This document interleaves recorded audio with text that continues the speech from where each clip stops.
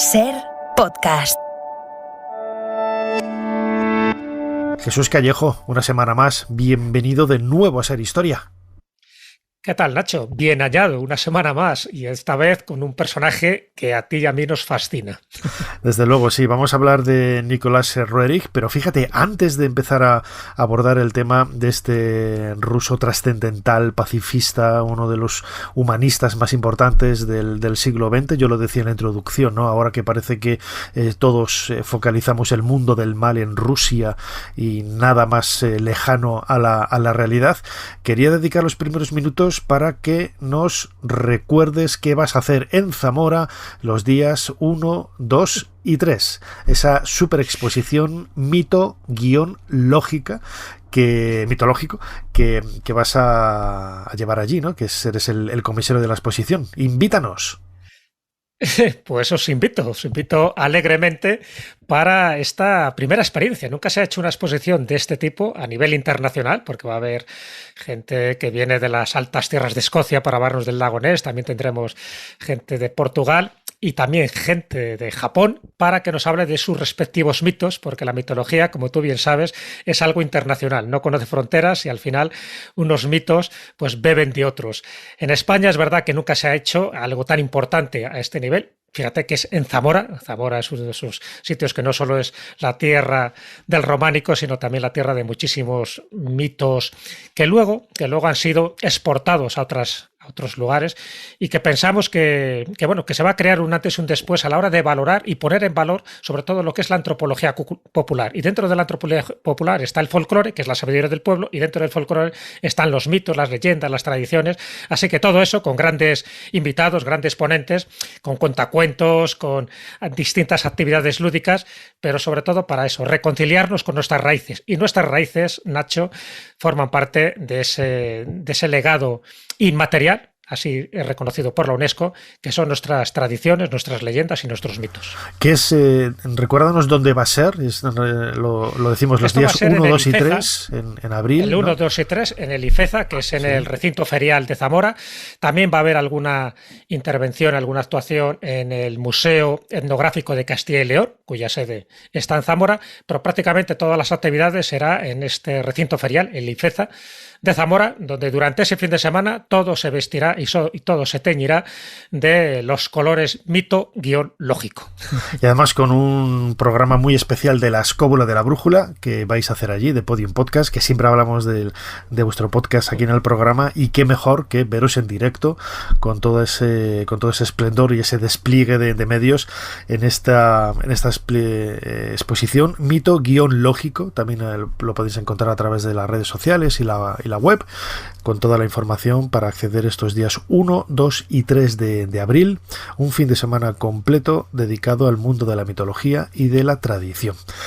Bueno, Jesús, lo decíamos al principio, ¿no? La figura de Nicolás Roerich, antes de activar el teclado de nuestra máquina del tiempo, es una de las más emblemáticas, ¿no? de la primera mitad del siglo XX, ¿no? Uno de los activistas de la paz, y precisamente todo ello gracias, lo que digo yo siempre, ¿no? Cuando escucho hablar de nacionalismos, cuando escucho hablar de cosas que realmente luego se convierten en muy provincianas, no hay nada como viajar y conocer el mundo para darte cuenta de la globalidad en la que estamos sumidos todos, ¿no? Que es un poco lo que hizo Nicolás Roerich, viajando por todo el mundo y tomando de aquí y de allá, investigando, empapándose. Tiene muchos aspectos también vinculados a la magia, el esoterismo, el mundo de Shambhala, el Tíbet, pero desde luego que el trabajo que él hizo es encomiable, ¿no? Desde el punto de vista casi antropológico. Totalmente, desde ese punto de vista, de todos los que te puedes imaginar, ¿no? Desde el filosófico, el arqueológico, el antropológico y sobre todo un poco como difusor de la cultura tanto de Oriente como de Occidente. Yo creo que si hay alguien representativo de esos dos mundos, de esas dos cosmovisiones, que es Oriente y Occidente, sería Nicolás Roerich. Él era ruso, un ruso internacional, un ruso humanista, un ruso que por desgracia tuvo que conocer muchísimos conflictos, como fue toda la revolución bolchevique, la Primera Guerra Mundial, Mundial, la Segunda Guerra Mundial. Él era consciente de que esos conflictos no solo hacían un daño tremendo a los pueblos, a la humanidad, sino también al patrimonio, a ese patrimonio que es la cultura.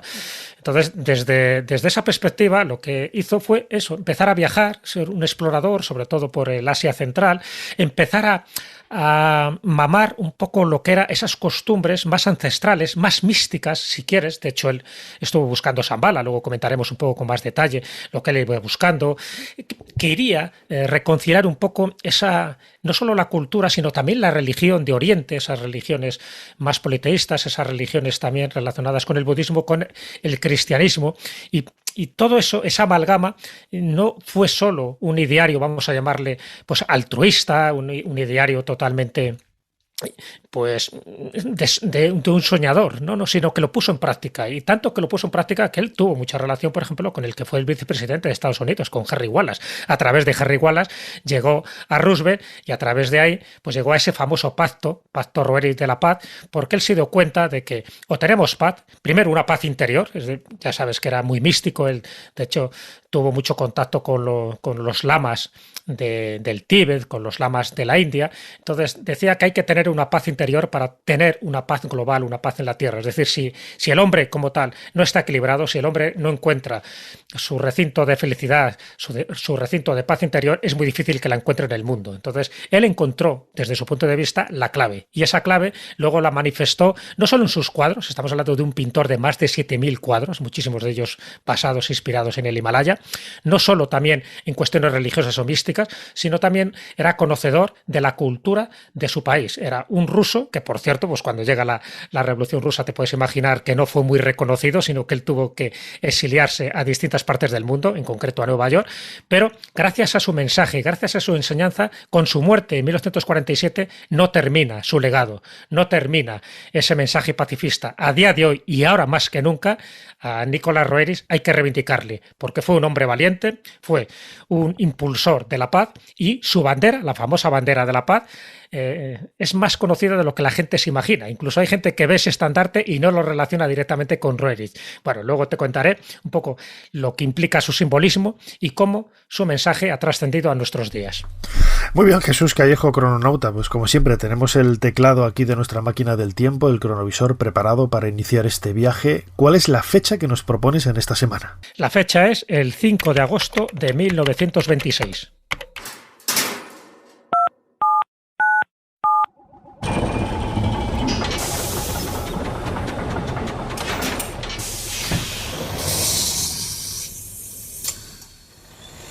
Adelante, pasen. Jesús Callejo les está esperando junto al cronovisor.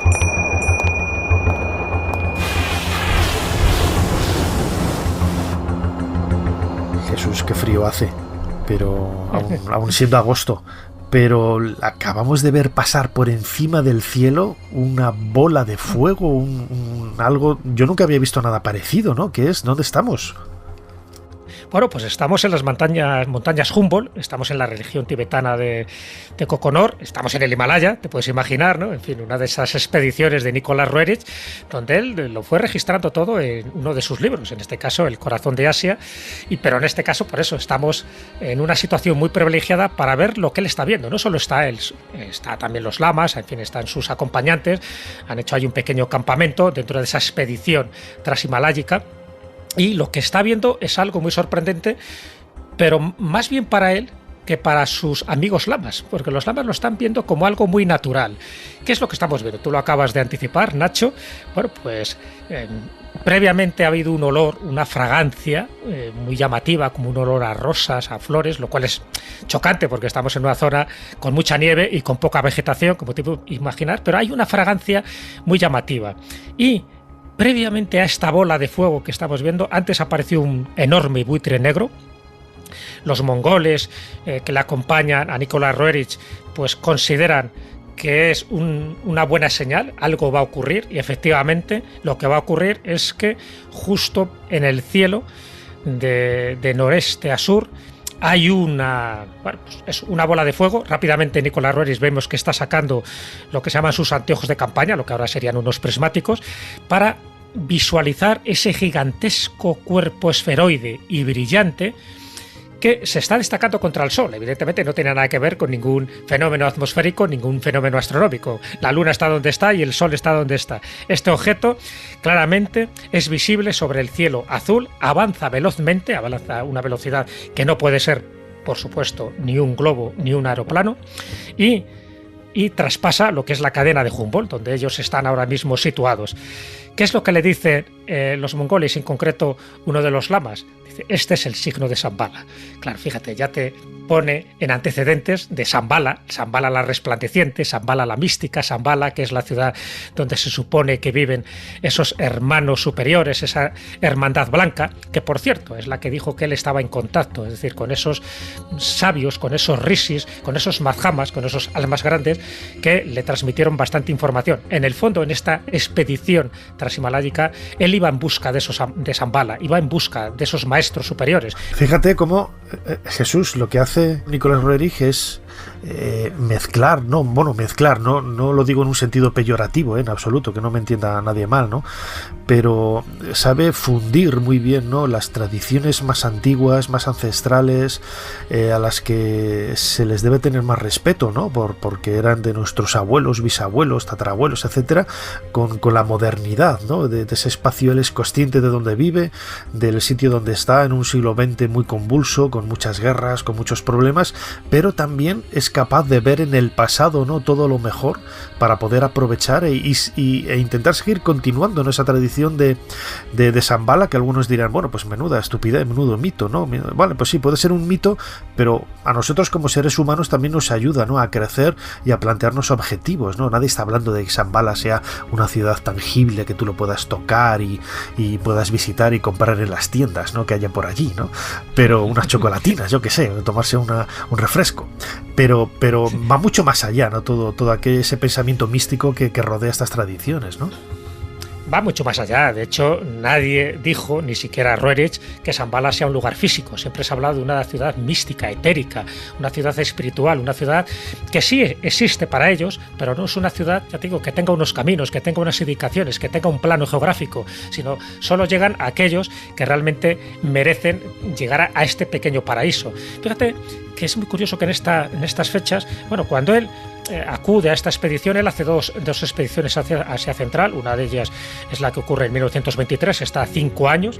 Un episodio de esa expedición es lo que acabamos ahora de contemplar. Es una expedición que le lleva a Sikkim, a Cachemira, a Ladakh, a China, por supuesto a Siberia, al Altai, a Mongolia, al desierto de Gobi, y luego hace otra posteriormente en 1934 y 35, que es una expedición a Manchuria, a China, al desierto de Gobi, etc. Es decir, él no tiene solo como objetivo intentar descubrir si existe o no existe Shambhala. Él sí encuentra muchísimos testimonios de que Shambhala realmente existe. Él incluso va en busca de Chintamani, que es una piedra sagrada supuestamente caída del cielo, pero que es una creencia que es muy real en Oriente, en todas estas zonas que acabo de citar. Es una piedra que es la que llaman la piedra del destino, la piedra de los deseos, fruto de la cual Henry Wallace, que ya sabes que era masón, igual que era Roosevelt, se impregnó un poco de esa sabiduría y quiso que fuera llevada también a Estados Unidos, a Nueva York. Ese es un poco también el germen. Todo esto que estamos diciendo tiene mucho que ver luego con ese pacto Roerich, con esa bandera de la paz, porque él está convencido de que todos estos símbolos, toda esta tradición sagrada de Oriente se puede transmitir a Occidente, ¿vale? Entonces, evidentemente, no estamos hablando de algo real y físico como pasa con el Shangri-La. Por cierto, esta novela de James Hilton, no, la de Recientes Partidos, es de 1933. Es en la época en la que Roerich está también haciendo sus investigaciones y sus expediciones en busca, por cierto, también de semillas que puedan ser perdurables y puedan ser duraderas en épocas de sequía. O sea, él era botánico también, él estaba muy concienciado que a la humanidad no la puedes solo dar mensajes de paz y de amor y de felicidad, sino que también tienes que alimentarla, también tienes que concienciarla de que la paz se consigue a través de la búsqueda del conocimiento y de la belleza, como él decía, ¿no? Entonces, claro, todo esto que estoy diciendo de una forma como muy deprisa está también reflejado en sus cuadros. Por eso yo invito a la gente, en Internet, en Google, tenéis muchísimos cuadros de Roerich, y muchos de esos cuadros están reflejando lo que era su filosofía. Y esa su filosofía es la de Oriente y la de Occidente, que es cuando se culmina con ese pacto Roerich, que es donde se firma, no es en la India, no es en China y no es en el Tíbet, donde se firma es en Washington. O sea, que estamos hablando de que realmente él concienció a muchísima gente, por supuesto al presidente de Estados Unidos, a Roosevelt, para que se llegara a una entente cordial a una situación que luego, por desgracia, fue totalmente dilapidada por la Segunda Guerra Mundial. A partir de ahí, ese pacto de la paz sufrió bastante resquebrajamientos. Él quería estudiar la carrera de Bellas Artes, pero el padre quería que él estudiase la carrera de Derecho, y él quería además estudiar la carrera de Historia. El caso es que hizo un pacto con su padre. El pacto es la palabra clave en la vida de Roerich. Hizo un pacto con su padre y, a cambio de poder estudiar la carrera de Bellas Artes, que es lo que más le interesaba a él, dejó la carrera de Historia e hizo la carrera de Derecho. Y en esta doctrina no hay esfuerzo perdido, porque la carrera de Derecho, el tema de la política, las leyes, le vino muy bien para negociar con los diferentes países por los que viajó durante todo el mundo y para crear la bandera de la paz y el pacto Roerich. Eran almas afines, ambos amaban el arte, la belleza, la arqueología, la cultura. Paseaban por los lugares arqueológicos de Rusia, hacían viajes y muy poco después de tontear, entre comillas, del cortejo, se casaron. Al poco tuvieron un hijo y un poco después el siguiente hijo. Y a partir de ahí, digamos que la trayectoria ya es más o menos la siguiente. Hay un momento en que se van a Finlandia. Cuando se van a Finlandia es cuando empieza la Revolución Rusa. No pueden volver a Rusia. Entonces empiezan un peregrinaje. Primero pasan por Londres en 1920. De ahí se van a Nueva York, a Estados Unidos. Visitan casi todo Estados Unidos, sobre todo la parte de los indios, porque a los Roerich les interesaba mucho el mundo prehistórico, las antiguas tradiciones, los pueblos antiguos.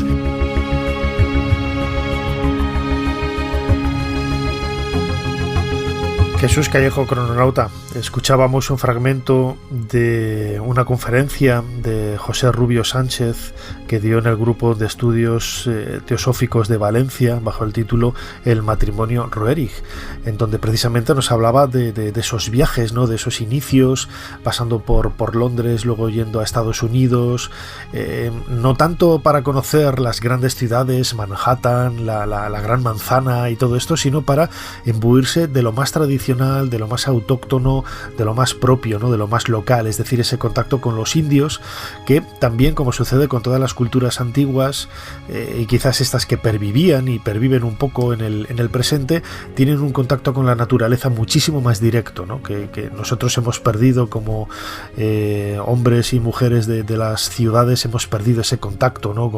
con la naturaleza, y era también un poco uno de los aspectos que buscaba Nicolai Roerich, ¿no?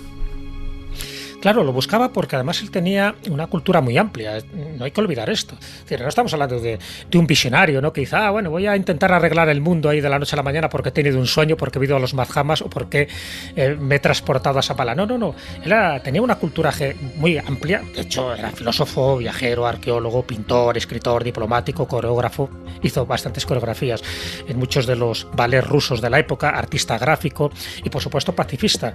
Y no olvidemos que antes de que se llegara a este pacto de la paz, a este compromiso, ¿no? de respetar el patrimonio inmaterial y el material también, evidentemente, ya también en la etapa de Nueva York, donde él fue muy conocido, donde tuvo pues, muchísimo predicamento, tanto él como su mujer, cuidado, Elena Roerich es tan importante como él. Muchas veces se habla de él, de Nicolás Roerich, pero es que Elena era su alma gemela, era la persona que le apoyó en todo y la que pues participó en todas sus locuras, vamos a llamarlo así, y en todos sus sueños.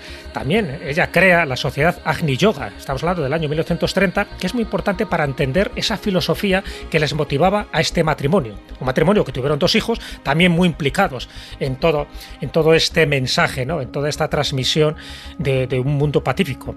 El Agni Yoga lo que intentaba transmitir era la ética activa o viva. Es decir, que al final todos los pueblos un poco se unieran en esa especie de conciencia cósmica. Como ves, siempre iba un poco más allá, ¿no? Elena decía que recibía mensajes de estos grandes maestros, ¿no? Como el Mahama Moria, y ella era teósofa, no lo olvidemos. Ella lo que hace es traducir muchísimas obras de Elena Blavatsky, de los grandes maestros de la teosofía. Él era Rosacruz, entonces no eran masones, sin embargo, hay mucha gente que dice que eran masones, no, ellos hablaban con masones, hablaban con muchísimas sociedades secretas y discretas de aquel momento, pero no eran masones. Pero fíjate las amistades que tenían en aquella época, amistades que les sirvieron para que su mensaje se transmitiera. Tenían desde León Tolstoy, por ejemplo, Alexander Borodín, que decora, por ejemplo, El Príncipe Igor, que es una de las obras más conocidas de Borodín, a Rimsky-Korsakov, conocen a Igor Stravinsky, a Rabindranath Tagore, que, en fin, que era, ya sabes, uno de los referentes tanto intelectuales como poéticos de la India, a Huxley, a Einstein, a Millikan, los grandes científicos. Es decir, lo que intentan hacer con esta sociedad Agni Yoga no solo es un lugar para meditar y para hacer yoga, no, son centros que buscan un poco la unión de la cultura con la ciencia, con el arte y sobre todo hablando de la belleza y del conocimiento. Él incide siempre mucho en la belleza y el conocimiento, que es lo que va a mantener la cultura, que es lo que va a mantener que el hombre no se autodestruya.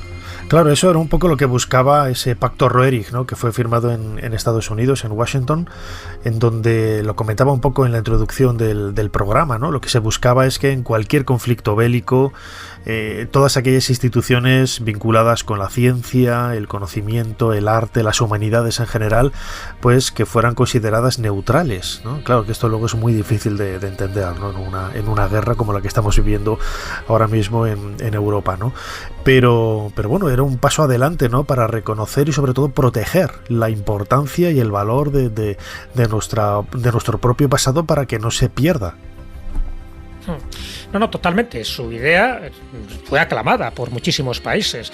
Fíjate que cuando se llega a esta firma del Pacto Roerich de la Paz, que se llega el 15 de abril de 1935, que es cuando es firmado, ¿no?, por el presidente de Estados Unidos, pero es firmado también por los estados de la Unión Panamericana, la Organización de Estados Americanos, que por entonces lo componían 20 países, y luego pues, posteriormente lo firman 15 países más. Entonces esta protección de instituciones artísticas y científicas, de los monumentos históricos, es lo que marcó pues todo un punto de inflexión para que en aquel momento existía la Sociedad de Naciones, para que luego la ONU y lo que era la UNESCO, que no existía en aquella época, también tomaran un poco como referencia este pacto. Un pacto de muy pocos artículos, pero cuyo artículo primero es muy significativo y que te leo porque es muy corto, pero ahí resume perfectamente lo que se intenta buscar en este Pacto Roerich de la Paz.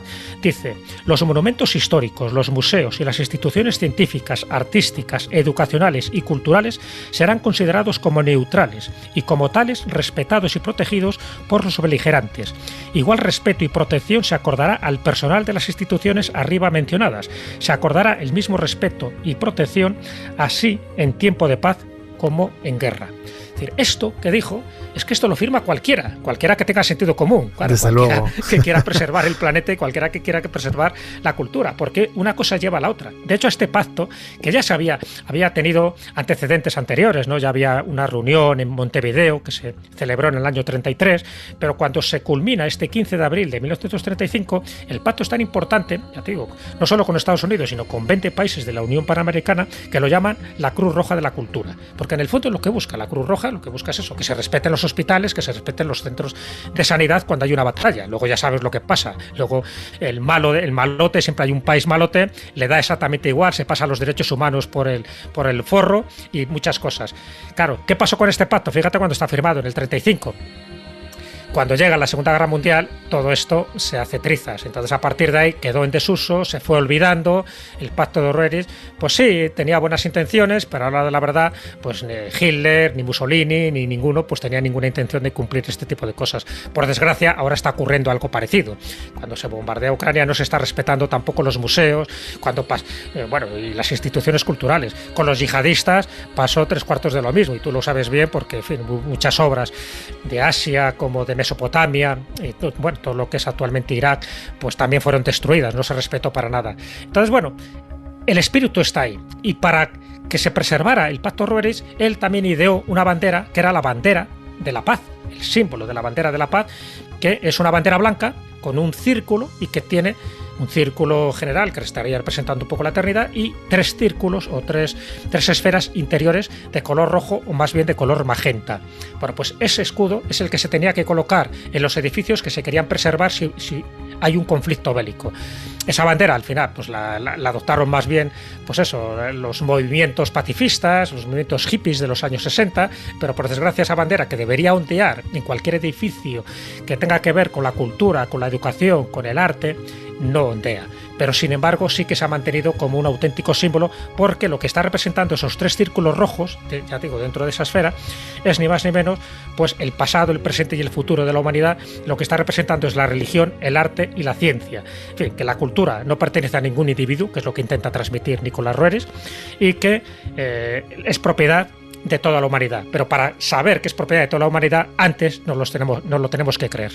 La cultura, la música, la pintura, la arquitectura, las diferentes artes, por un lado es lo que realmente nos separa de los animales, o sea, porque no parece que tenga un fin, no es para sobrevivir. Tener un cuadro en la habitación no es para sobrevivir. Sin embargo, es el legado de la humanidad. Diferentes seres humanos a lo largo del tiempo nos han ido transmitiendo desde la Capilla Sixtina al Taj Mahal, porque el arte tiene un don, y es que aunque no entiendas nada de arte, te transmuta. La madre del mundo, fijaros, protegiendo a todos. Este cuadro es impresionante, pero fijaros, eso no es Notre Dame, y eso de ahí puede ser San Pedro. Bueno, pues todo lo que veis ahí son algún tipo de monumento de alguna religión, de algún pueblo, todos protegidos por la madre del mundo.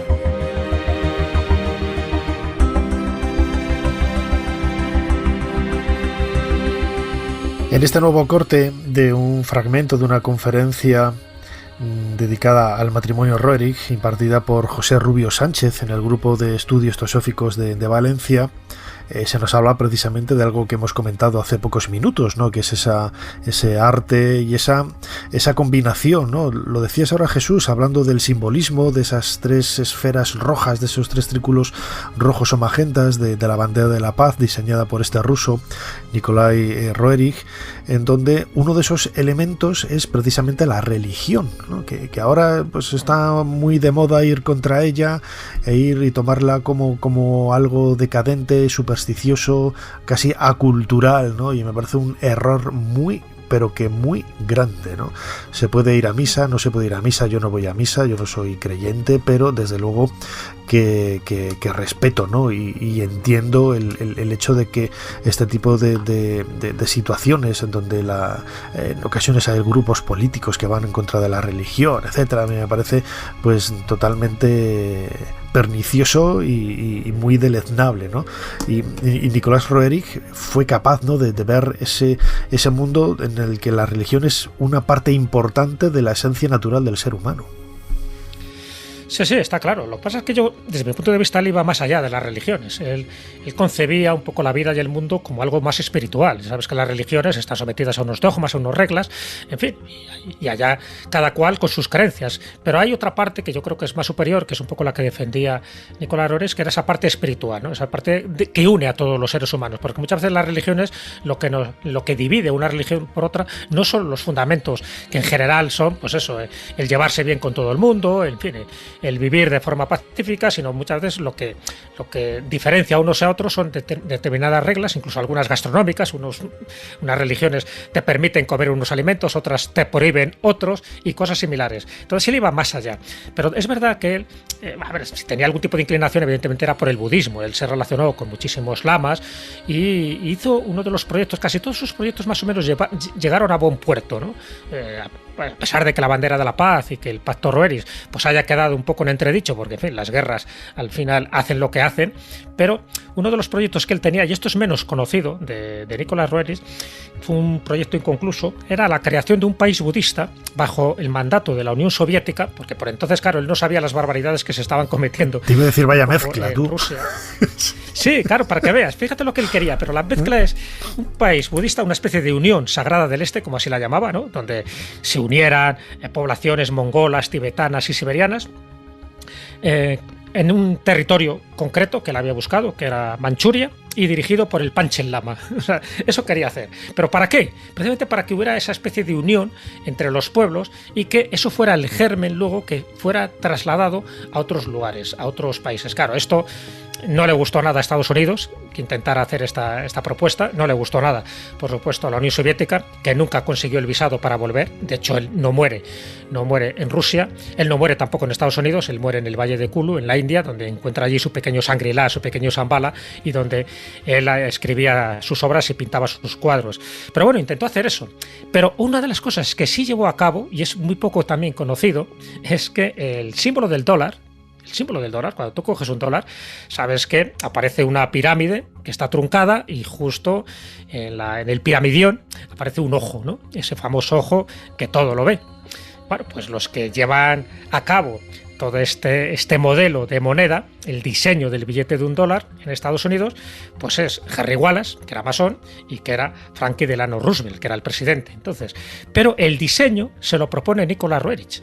Nicholas Roerich piensa que hay que agregar al gran sello la pirámide truncada y ese ojo que todo lo ve, que para un masón sería el gran arquitecto del universo. Bueno, pues un elemento tan esotérico, tan simbólico, tan mágico, todo el mundo lo tiene en sus manos, todo el mundo me refiero dentro del mundo anglosajón, todos aquellos que manejan el dólar, y no se dan cuenta de que realmente transmite algo más que una moneda de cambio, que una cantidad específica de dinero. Está transmitiendo todo un mensaje que hunde sus raíces en lo que sabía de esoterismo, lo que sabía de teosofía, lo que sabía de Rosacruz, Nicholas Roerich y Elena Roerich, y lo que sabían los masones cuando diseñaron ese sello. Luego ya sabes que luego hay teorías conspiracionistas de que si eso representa el nuevo orden mundial, todo lo que tú quieras, que si forma parte de los Illuminati.